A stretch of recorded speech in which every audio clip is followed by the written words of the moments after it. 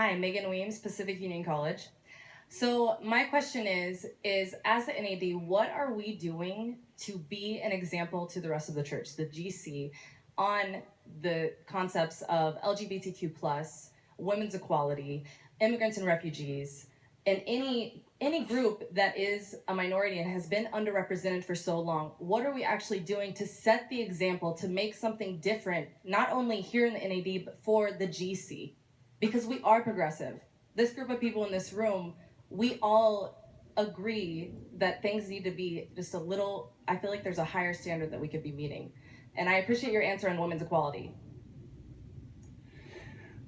Well, this is a great question. I wish we had, and we didn't bring them, I wish we had a supply of the books that we recently developed on their educational books on how is it that we can relate to LGBT people. We had a whole conference with, and that's not the right way to say it, to people of varying categories.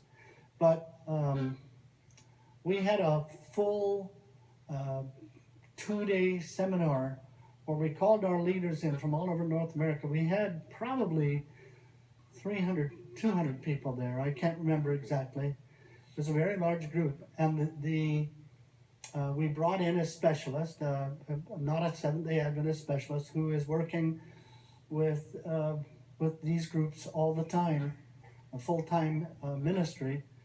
And we actually developed a handbook that we are sending out to every pastor. I wish that we had enough books and thought about it clearly enough to bring one for everyone here today. There is a whole education process that needs to be undertaken in the church. We had that conference. Last week, we had a consortium on human sexuality in our office again. We had probably 100 people this time.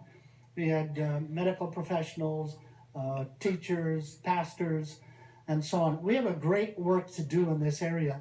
How do we demonstrate? Let me give you one quote, and I'm not trying to put the question off because I think the church has a lot of growing to do in this area in terms of how we appreciate, respect, and treat people.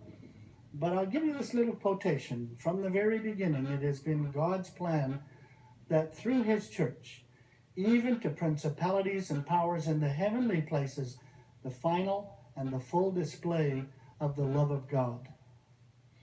And how we will demonstrate in the NAD and be examples to our world church. And when I say that, I'm not just including the general conference in Silver Spring, Maryland, but the world church around the world is by demonstrating the love of Jesus to every person, regardless of their background. And that's my answer. Alex, you may. Thank you. Thank you for the question. And I think the first thing we have to do is start off with and acknowledge that we have not been. We have not treated people like they should be treated.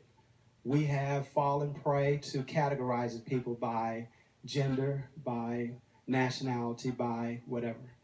And I think that that's where we start. Because where we have to go, and what we've been trying to do in North America, is to accept the fact that every person on the face of the earth is a child of God. It doesn't, period. And if we can see the child of God in those individuals, then it's easier to take some of the walls down that we have created. And so I think one of the things we've been trying to do is have that conversation, have that dialogue in our division, because we are we are a very, very diverse division. And if we can show how we can love each other in spite of the differences that we have, and emphasize the